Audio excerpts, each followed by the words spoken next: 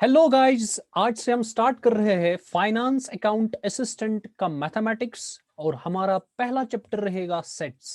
सबसे पहले मैं ये बताता चलूं कि जो maximum portion finance account assistant के मैथमेटिक्स की सिलेबस जब बात करते हैं तो आपका जो मैक्सिमम पोर्शन 11th और 12th की जो एनसीईआरटी बुक्स है वहां से आपको मिलेगा। सो ये सारा सिलेबस जो है बेटा, this will be from 11th and 12th class. So सबसे पहले स्टार्ट करते हैं हम सेट्स। तो ये आपको 11th बुक की एनसीईआरटी बुक से मिलेगा या आप वहां से पढ़ सकते हो, मटेरियल वहीं से है। ठीक है, तो सबसे पहले हम स्टार्ट करते हैं। तो जो भी आर्ट स्टूडेंट है या मेडिकल स्टूडेंट है या किसी और कॉमर्स बैकग्राउंड का स्टूडेंट है तो उनके लिए ज्यादा घबराने की जरूरत नहीं है। तो मैं बेसिक से बिल्कुल स्टार्ट करूंगा जो भी सेट्स के बारे में होगा। तो सबसे पहला चैप्टर जो है हमारा बेटा, वो स्टार्ट करते हैं सेट्स। तो सबसे पहला अगर मैं सेट्स बताऊंगा, सेट होता क्या है, तो सेट को बोल सकते हैं it is the well defined collection of objects. So I'll write the well-defined collection of objects. तो सबसे पहला पॉइंट आप ये नोट कीजिए कि सेट जो होता है it is a well defined collection of objects. अब इसका मतलब क्या होता है? इसका मतलब ये होता है कि जब भी हमें कोई ऑब्जेक्ट किसी सेट में डालना होगा, ठीक है, हमें क्लियरली पता होनी चाहिए क्या वो ऑब्जेक्ट इसका मेंबर बनेगा या नहीं बनेगा। जैसे मिसाल के तौर पर, so we should have a clear idea so that by well defined collection we mean that जब भी हम किसी मेंबर को देखेंगे तो हमें एकदम से पता लगना चाहिए कि हाँ, ये मेंबर इस सेट में बिलोंग करेगा और ये मेंबर इस सेट में बिलोंग नहीं करेगा। लेट अस सपोज हम बात करते हैं collection. Okay, so I will take the example of collection of all students. Okay, in let suppose बिस्को स्कूल और इन XYZ स्कूल। तो अगर आपको सारे लेट सपोज XYZ स्कूल में नंबर ऑफ कैंडिडेट्स जो है, स्टूडेंट्स जो है 100 स्टूडेंट्स है और उनके नाम है ABC, SAS एक्स्ट्रा। अगर आप उनके कलेक्शन लोगे तो वो क्या होगा? A होगा, B होगा, C होगा, फिर सो ऑन, सारे इसमें आ जाएंगे। तो क्या अगर आप एक पर्सन यहां पे है, this is one person, this is my second person, दोनों को बताया जा रहा है कि आप कलेक्शन बताइए भाई इस XYZ में कौन कौन स्टूडेंट है, उसकी कलेक्शन बनाए, और इस सेकंड पर्सन को भी बताएंगे। तो क्या इन दोनों का जो आंसर होगा, मुझे लगता है कि वो दोनों सेम ही होगा, बिकॉज ये सारे स्कूल के रजिस्ट्री से देखेंगे कि यहाँ पे कितने स्टूडेंट्स हैं, वहां पे तो इसी स्कूल में वो भी देखेगा, इसी स्कूल में ये भी देखेगा। दैट मीन्स कि दोनों का आंसर जो होगा वो सेम ही होगा। ठीक है, लेकिन अगर मैं बात करता हूं, आपको मैं बताऊंगा collection of all good students in a class. ठीक है, तो मान लेते हैं हमारे पास एक मैथ्स टीचर है और दूसरा है साइंस टीचर। मैथ्स टीचर के हिसाब से कोई बच्चा अच्छा होता है, लेकिन वही बच्चा मैथमेटिक्स साइंस टीचर के लिए बुरा होता है। सो अगर हम बात करेंगे एक्स, वाई और जेड, मैथमेटिक्स जो बंदा है वो बोलता है कि ये तीन बंदे हैं, दीज आर गुड। लेकिन ये जो साइंस वाला होता है ना, वो बोलता है नहीं, खाली एक्स और जेड ही गुड है। दैट मींस इसके हिसाब से वैरी करता है। सो इसका मतलब ये हो गया, यहाँ पे वेल डिफाइंड कलेक्शन नहीं है, यहाँ पे एक प्रॉपर रूल नहीं है जिसकी वजह से हमको पता चले कि कौन सा एलिमेंट सेट में रखना है और कौन सा एलिमेंट नहीं रखना है। अब बोलोगे सर यहाँ पे तो हमें पता लग रहा है, लेकिन ये डिपेंड करता है ऑब्जर्वर, जो ऑब्जर्वर होगा उसकी अपनी ओपिनियन पे डिपेंड करेगा कि उसकी अपनी ओपिनियन क्या रहेगी उसी के हिसाब से। तो दैट मींस यहाँ पे वेल डिफाइंड कोई रूल नहीं है। तो जब भी आपके पास वेल डिफाइंड रूल नहीं होगा, तब आप बोलोगे कि वो जो होगा वो सेट नहीं, वो कलेक्शन सेट नहीं होगी। ठीक है, तो बात करते हैं हम कुछ एग्जांपल्स की। जैसे मिसाल के तौर पर हम बात करेंगे, अगर हम बात करेंगे collection of all honest persons in the India. ठीक है, तो collection of all honest persons, तो ये भी आपके पास सेट नहीं होगा। अगर हम बात करेंगे collection of all prime numbers, collection of all prime numbers between 1 to 50 and 15। देखिए बेटा, प्राइम नंबर्स 1 और 50 में जितने भी है, सारे के सारे एक ही आंसर बोलेंगे। या अगर हम इसको थोड़ा कुछ और बना लेते हैं, हम इसको इवन नंबर बना लेते हैं। Let us suppose collection of all even numbers between 1 and 50। तो अगर मैं इसकी कलेक्शन बताऊंगा 2, 4, 6 एंड सो ऑन लास्ट वाला आ जाएगा फिर अगर 50 को एक्सक्लूड करेंगे तो 48 आ जाएगा। तो अगर आप किसी भी आदमी से पूछोगे कि ये कलेक्शन बना कर दो, तो वो हमेशा हर कोई आदमी जो होगा, हर कोई पर्सन होगा, हर कोई स्टूडेंट होगा, वो हर कोई सेम ही आपका आंसर बताएगा। सो इसका मतलब ये समझ आ रहा है कि ये आपके पास सेट बन जाएगा। इसी तरह अगर मैं बात करूंगा, I will say the collection of all factors, I will say the collection of all factors of 24 which are less than 20.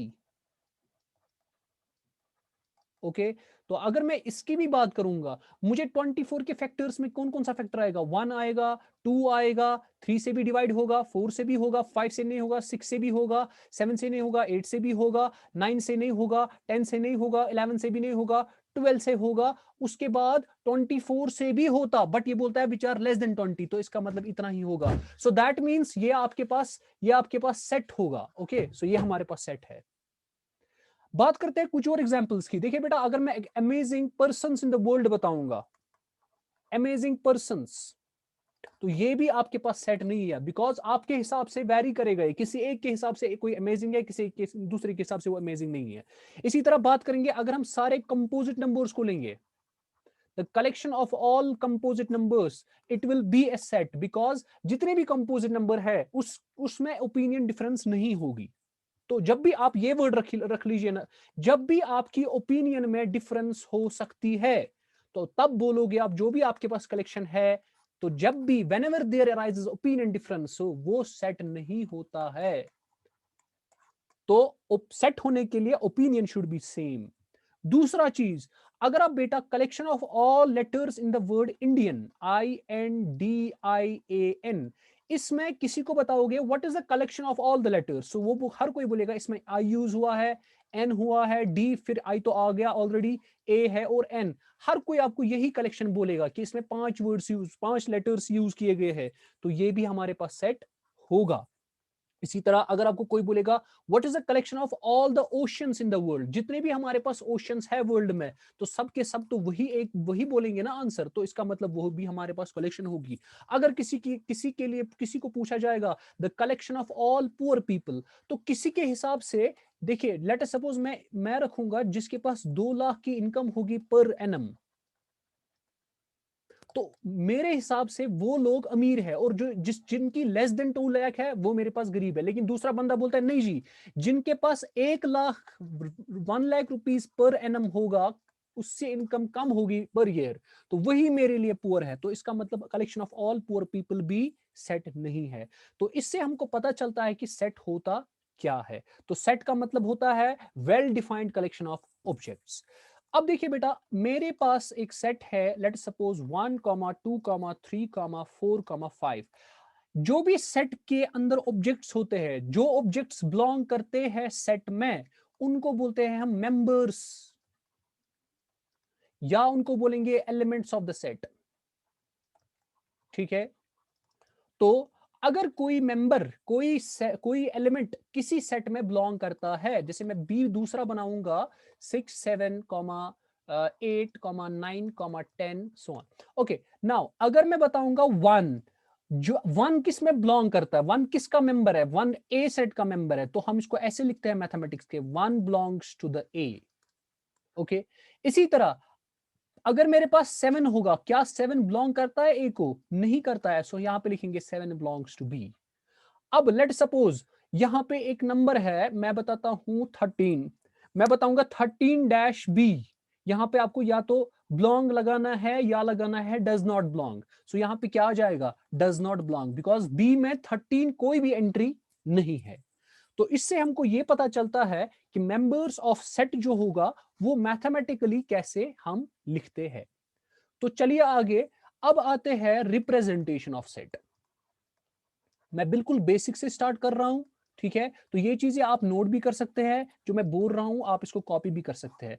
Represent, देखिए बेटा, सेट को जब भी हम मैथमेटिकली रिप्रेजेंट करते हैं, हमारे पास 3 तरीके होते हैं। जो पहला तरीका है उसको बोलते हैं रोस्टर फॉर्म, या इसका नाम है टैबुलर फॉर्म। ओके, सो दूसरा जो मेथड है या फॉर्म हम बोल सकते हैं, उसको बोलते हैं हम प्रॉपर्टी फॉर्म, या बोलते हैं उसको सेट बिल्डर फॉर्म। या इसको बोलते हैं सेट बिल्डर फॉर्म। और तीसरा जो है बेटा उसको बोलते हैं वेन डायग्राम। ठीक है, सो हमारे पास सेट को रिप्रेजेंट करने के लिए तीन चीजें आती है। एक तो आता है रोस्टर फॉर्म या उसको टैबुलर फॉर्म बोलते हैं, एक तो आता है प्रॉपर्टी फॉर्म या उसको सेट बिल्डर फॉर्म बोलते हैं, या आता है वेन डायग्राम। अब देखते हैं रोस्टर फॉर्म। रोस्टर फॉर्म ऐसी रिप्रेजेंटेशन होती है सेट की जिसमें हम एक एक करके एलिमेंट्स जो सेट में बिलोंग करते हैं उनको एक एक करके लिखते हैं। लेट अस सपोज मैं लूंगा collection of all natural numbers, natural numbers less than 8। तो लेस देन 8 में बेटा उसको हम ए से रिप्रेजेंट करेंगे। तो ए विल बी इक्वल टू, जब और सेट में एक चीज होता है, जब भी सेट को रिप्रेजेंट करते हैं हम ये करली ब्रेसेस यूज करते हैं। जब स्टार्ट भी करते हैं करली ब्रेसेस पे और एंड भी करते हैं करली ब्रेसेस पे, तो हम बोलते हैं collection of natural numbers less than 8। तो इसमें क्या करेंगे, क्योंकि रोस्टर फॉर्म है, रोस्टर फॉर्म है, एलिमेंट्स को हम एक एक करके लिखते हैं। तो इसका मतलब इसमें कौन कौन सा आएगा एलिमेंट, 8 से कम नेचुरल नंबर कौन कौन है, 1 है, 2 है, 3 है, 4 है, 5 है, 6 है, 7 है, बस इतना ही आएगा क्योंकि लेस देन 8 है। तो अगर हमें अब यही set a is equal to 1, 2, 3, 4, 5, 6, 7 property form में लिखना होता तो कैसे हम लिखते, उसके लिए पहले हम डेफिनेशन देख लेते हैं कि प्रॉपर्टी फॉर्म या जिसको हम सेट बिल्डर फॉर्म भी कहते हैं उसका मतलब क्या है। ये इस फॉर्म में हम क्या करते हैं, हम एलिमेंट्स को एक एक करके नहीं लिखते हैं, हम खाली वो प्रॉपर्टी, इसीलिए इसका प्रॉपर्टी फॉर्म कहा गया है, हम खाली वो प्रॉपर्टी लिखते हैं जो ये एलिमेंट्स इस सेट के फॉलो करते हैं। तो लेट अस सपोज अगर हम इसी को सेट बिल्डर फॉर्म में, इस ए सेट को सेट बिल्डर फॉर्म में लिखने की कोशिश करते, तो हम लिखते A is the set of all x. ये रिप्रेजेंटेशन है सेट बिल्डर फॉर्म की, थोड़ी बहुत आपको लग सकती है टफ है, लेकिन आप इसको एक बार और सुनेंगे तो आपको आसान लगेगा। तो हम आगे भी और एग्जांपल्स इस पे करेंगे। तो a is equal to set of all x such that I will say x is less than 8 and x belongs to the natural number। तो ये वाली रिप्रेजेंटेशन जो है, देखिए बेटा यहां पे मैं क्या बता रहा हूं, खाली मैं प्रॉपर्टी बता रहा हूं कि जो भी इस ए सेट के एलिमेंट्स होंगे वो तो x है, x आर द एलिमेंट्स। इसका मतलब हो गया जब हम इसको पढ़ेंगे a is the set of all x, इसको बोला जाता है मैथमेटिक्स में, ये जो ये सेट्स में इसको बोला जाता है सच दैट, इसको पढ़ा जाता है सच दैट। या कभी कभार ऐसे भी आपको लिखा होगा सेट में, तो या आपको ऐसे लिखा होगा ये, या तो आपको ऐसा सिंबल होगा, दोनों को बोलते हैं सच दैट। तो ये कैसे पढ़ेंगे, a is the set of all x such that x is less than 8। आपका जो x होगा ना वो लेस देन 8 होगा और x बिलोंग करेगा नेचुरल नंबर को। तो अगर आप इसको देखोगे और ऊपर वाला देखोगे, दोनों के दोनों इक्वल है, ये दोनों के दोनों एक ही है, अलबत्ता अब रिप्रेजेंटेशन अलग है। मैं इसको अलग से रिप्रेजेंट कर रहा हूं, इसको दूसरे तरीके से रिप्रेजेंट कर रहा हूं। अब मेरे पास लास्ट जो रिप्रेजेंटेशन है उसको बोलते हैं हम वेन डायग्राम। वेन डायग्राम में क्या करते हैं हम सीधे एक डायग्राम ऐसे बना लेते हैं, ठीक है, उसके ऊपर हम सेट का नाम लिखते हैं, क्या है, सेट ए है, तो उसमें जितने भी एलिमेंट्स होंगे वो लिखते हैं ऐसे 1, 2, 3, 4, 5, 6 और 7। तो इसका आगे अभी इसका यूज हम नहीं करेंगे, आगे इसका जब चैप्टर के एंडिंग में पहुंच जाएंगे तो इसका यूज भी हम करना सीखेंगे। तो हमें याद रखना है रोस्टर फॉर्म में हम एलिमेंट्स एक एक करके लिखते हैं, और प्रॉपर्टी फॉर्म में हम क्या करते हैं, हम सेट की जो जो एलिमेंट्स प्रॉपर्टी फॉलो करते हैं वही खाली लिखते हैं, इसीलिए इसको प्रॉपर्टी फॉर्म भी कहा जा सकता है। दूसरा चीज, अब बहुत ही इंपॉर्टेंट चीज है जिनको मैं इंपॉर्टेंट पॉइंट्स बना लेता हूं। सबसे पहला इंपॉर्टेंट पॉइंट मेरा होगा कि रोस्टर फॉर्म में जब भी आप एलिमेंट्स लिखोगे ऑर्डर मैटर नहीं करेगा, order of elements does not matter, ये बहुत इंपॉर्टेंट है। Order of element does not matter, ये मैटर नहीं करेगा कि आप किस ऑर्डर से लिखोगे। जैसे मिसाल मैं लिखूंगा 3, 4, 1, 2, ये मेरे पास ए है, तो अगर मैं इसको ऐसे भी लिखता 1, 2, 3, 4 तो भी ये सेम ही रहता, क्योंकि एलिमेंट्स तो वही है ना। अगर आप किसी भी ऑर्डर में, अगर इसको 1 को आगे लिखो, 2 को पीछे लिखो, 4 को किसी भी ऑर्डर में लिखो इसको, तो कोई भी फर्क नहीं पड़ सकता है। दूसरा चीज, जब भी आपके पास एलिमेंट्स रिपीट होते हो, जैसे मिसाल मैं बोलूंगा set of all letters in the word mathematics, ठीक है, तो जब भी आपको ऐसा होगा कोई क्वेश्चन, जब भी set of all letters in the word mathematics, तो यहाँ पे अगर मैं सेट बनाऊंगा, कोई क्या करेगा काम, वो बोलेगा एम है, ए है, टी है, फिर अलग अलग बनाना वो शुरू करेगा, M B, A B, T B, और आई भी बनाएगा, सी भी बनाएगा, एस भी बनाएगा। लेकिन सेट्स में हम एलिमेंट्स को रिपीट नहीं करते हैं, there is no repetition of elements. So इसका क्या आ जाएगा, no repetition of elements is allowed. हम एलिमेंट्स को रिपीट नहीं कर सकते। सो इसका मतलब ये इसका नहीं बन जाएगा रोस्टर फॉर्म। हमें लिखना पड़ेगा एम, फिर ए, फिर टी, फिर एच, फिर ई। अब एम भी आता है, ए भी आता है, लेकिन वो दोनों, टी भी आता है, तो तीनों के तीनों ऑलरेडी यूज हुए हैं। सो अब आएगा फिर आई, और फिर आएगा सी, और फिर आएगा एस। ठीक है, तो ऐसा दूसरा पॉइंट। तो नंबर 1, रोस्टर फॉर्म में ऑर्डर मैटर नहीं करता है। दूसरा point, repetition of elements allowed नहीं है। तीसरा पॉइंट भी इंपॉर्टेंट है कि सर अगर हमारे पास सेट के एलिमेंट्स जो होंगे, if the elements of set are infinite, एक सेट है उसके जो एलिमेंट्स होंगे वो इनफाइनाइट है, तो फिर वो उसको कैसे लिखेंगे रोस्टर फॉर्म में। मान लेते हैं मैं लेता हूं collection of all natural numbers. क्या सारे नेचुरल नंबर सेट नहीं है? हाँ सेट है, तो उसको कैसे लिखेंगे हम, 1 2 3 4, फिर लिखने की जरूरत नहीं, कहां तक लिखोगे, इनफाइनाइट है, तो फिर हम उसको 3 डॉट्स डालते हैं, 1 2 3, तो दैट मीन 3 डॉट्स का मतलब ये होता है कि आपके पास कहां तक है, इन्फिनिटी तक जा रहा है। ठीक है, तो ये कुछ पॉइंट्स थे हमारे पास। तो यहाँ पे हम इसको स्टॉप करते हैं। अगले लेक्चर में हम इसको पढ़ेंगे, हम इसके बाद पढ़ेंगे कि जो हमारे पास टाइप्स होते हैं सेट के, वो क्या क्या है। ठीक है, तो आज का वीडियो यहीं तक है। ठीक है, तो आप शेयर कीजिए वीडियो को, सब्सक्राइब कीजिए चैनल को, और लाइक भी कीजिए। Thank you.